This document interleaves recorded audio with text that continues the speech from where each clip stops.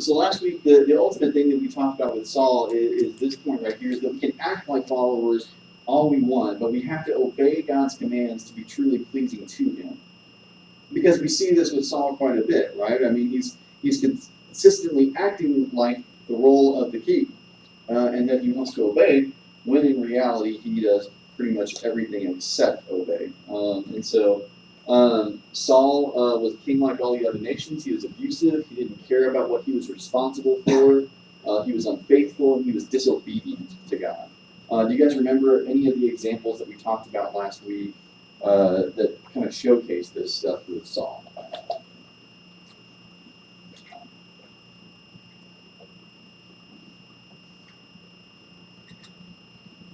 How was Saul abusive? Do you guys remember?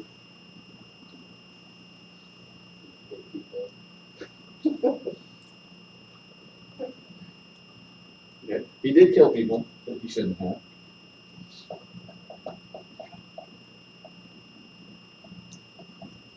Okay. What are some of the other stories that we talked about last week? He took advantage of people. Yeah, how so? Do you remember? Like took their money and stuff. Yeah. I don't know how. Yeah, okay, but it's you're remembering part of the story there. Yeah. So his servant, his servant and him go out to look for his father's donkeys, and obviously Daddy's got a lot of money. Saul should have somewhere to do, and instead, when the question comes up of how are we gonna, what gift are we gonna give to the man of God so that he can help us find our donkeys, the servant is the one that has to pay for it and not Saul. So yeah, takes advantage of people.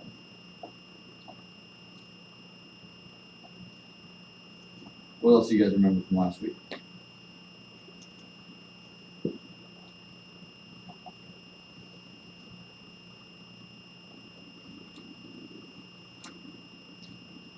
What's an example of him not being responsible or not caring about what he was responsible for?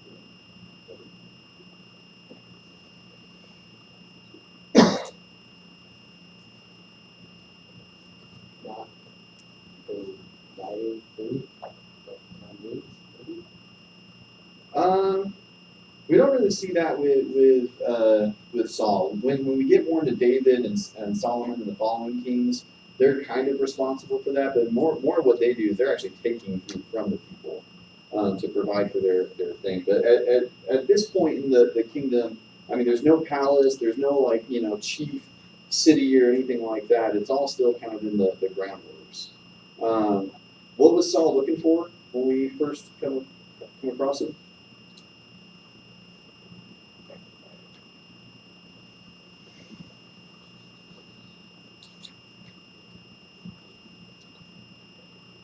Looking for his dad's donkeys, yes. And what's he gonna do when he decides it's too difficult to find the donkeys? Yeah, he's gonna give up.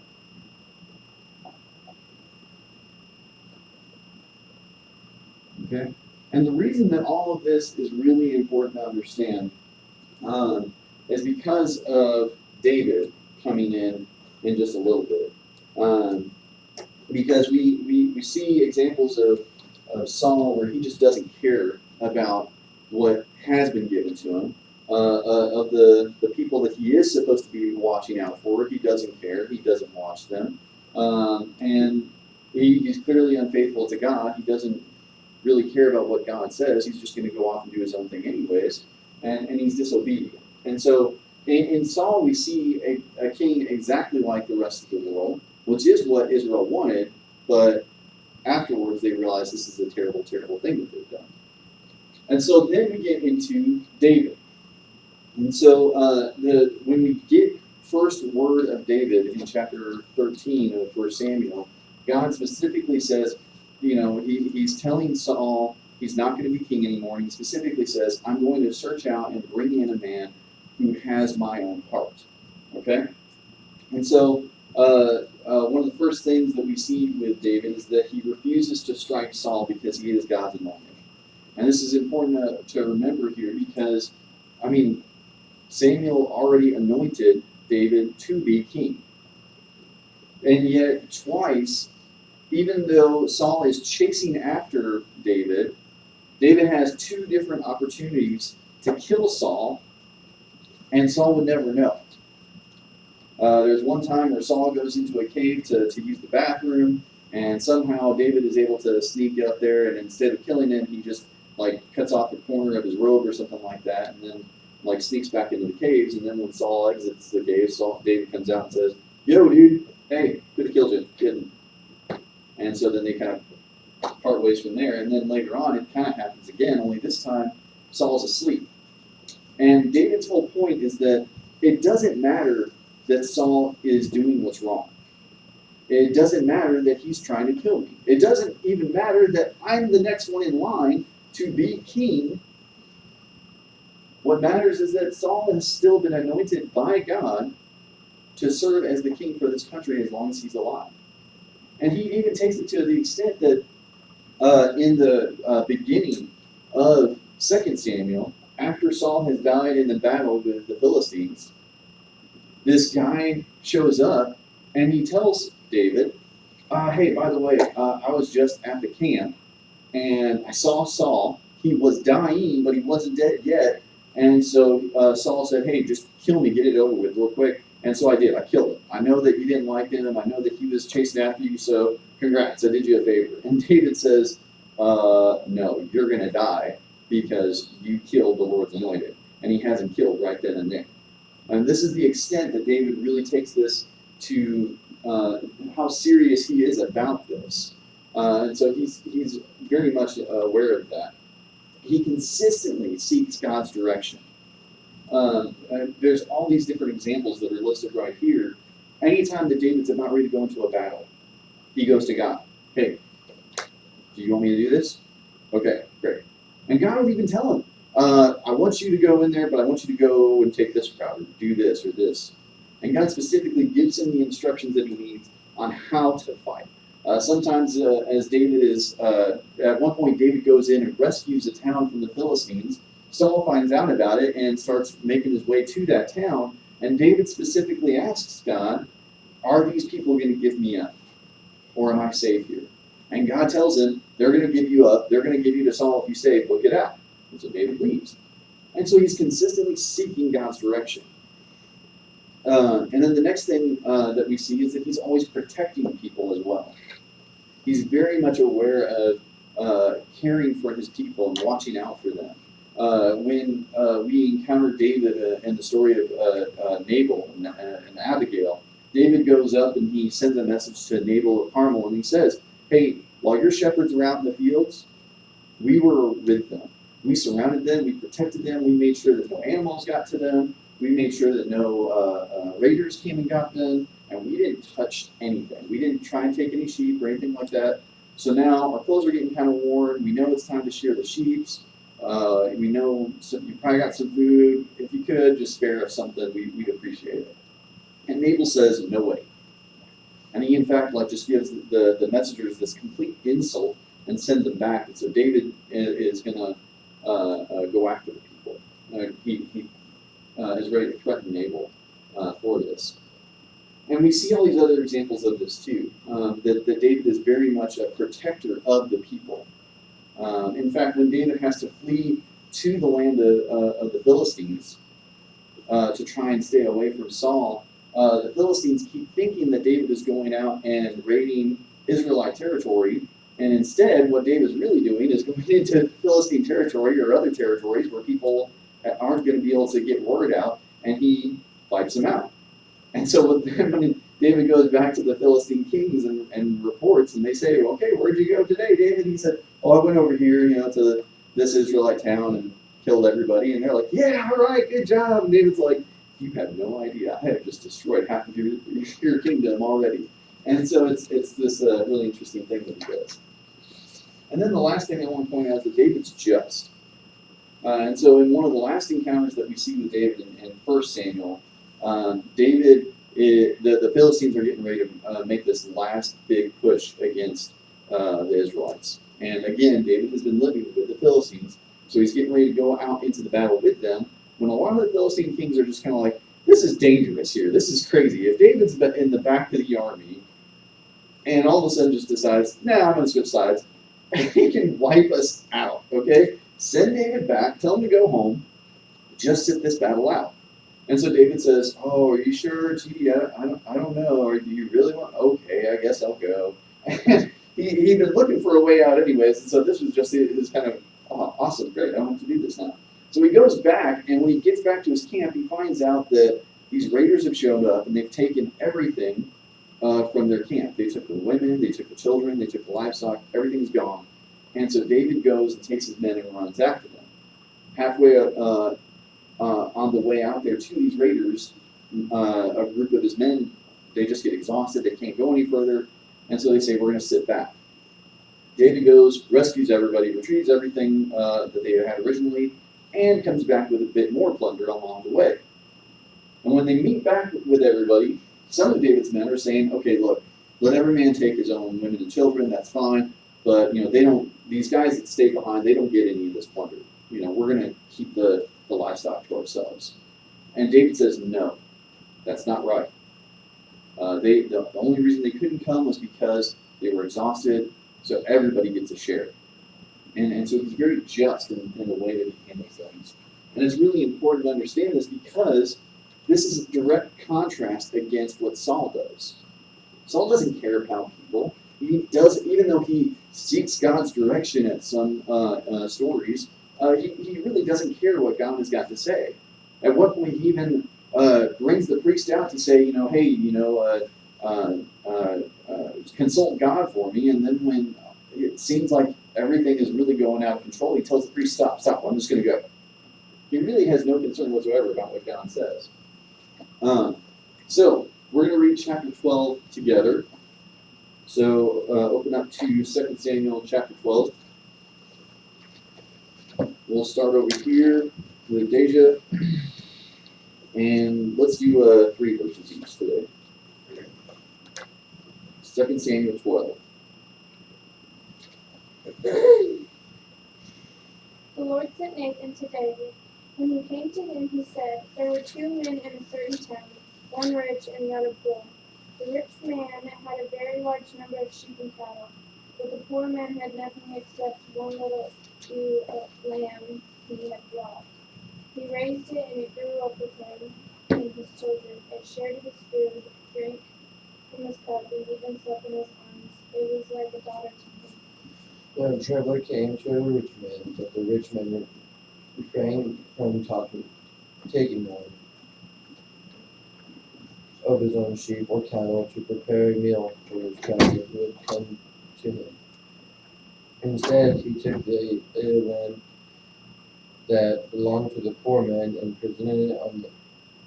prepared it for the one who had come to him. David burned with anger against the man and said to Nathan, "As surely as the Lord lives, the man who did this must die. He must pay for what lamb 4 times over, for that lamb 4 times over, because he did such a thing and had no pity." Then Nathan said to David, "You are the man. This is what the Lord, the God of Israel, says: I anointed you king over Israel and deliver you from the hand of Saul. I gave your master's house to you, and your master's wives in your arms. I gave you all Israel and Judah, and if all of this had been too little, I would have given you even more. Why did you despise the word of the Lord by doing what is evil in his eyes? You struck down Uriah and Hittite with the sword and took his wives to be your own. You killed him with the sword of the Ammonites. Now, therefore, the sword will never depart from your house, because you despised me and took the wife of Uriah and Hittite to be your own. This is what the Lord says: Out of your own household I am going to bring calamity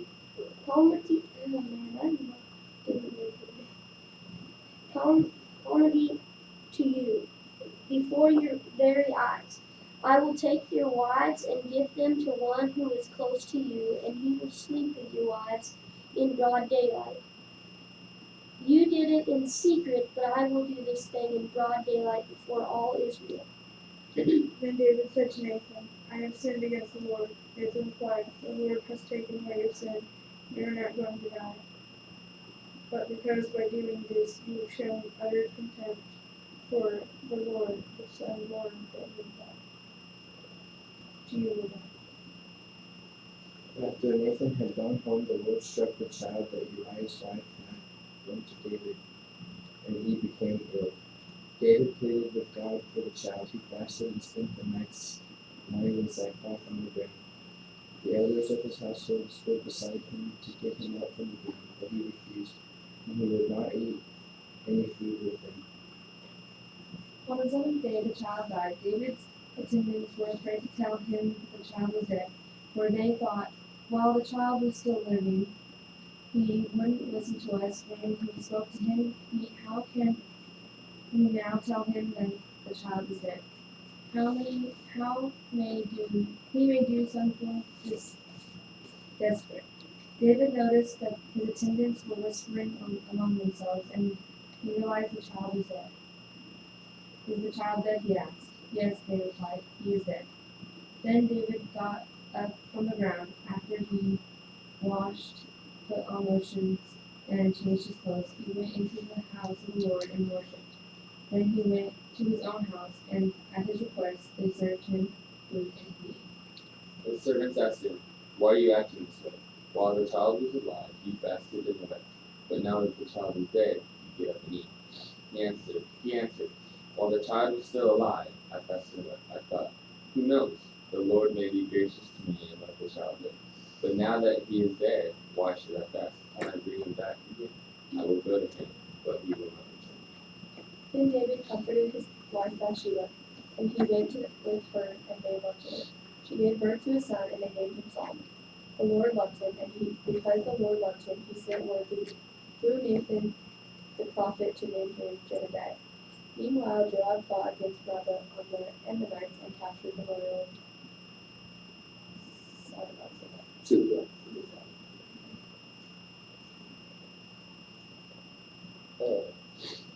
Joab then sent messengers to David, saying, I have fought against Rabbah, and taken its water supply.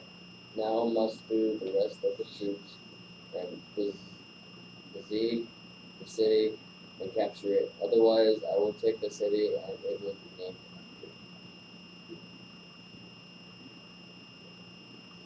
So David mustered the entire army and went to Rabbah, and attacked and captured it. David took the crown from the king's side and earthquake on his own head. They laid a tower of gold, and it was set with precious stones.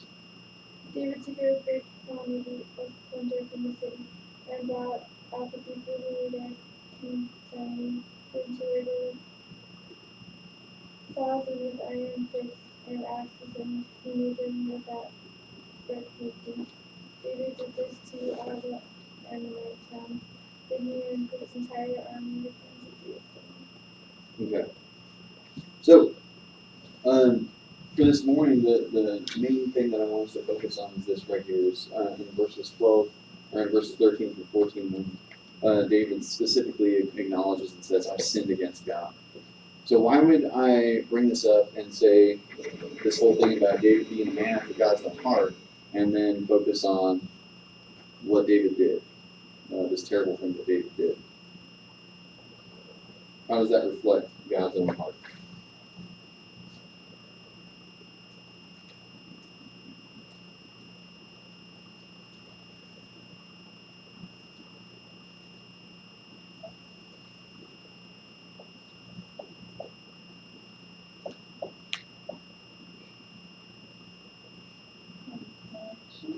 Yeah, confession.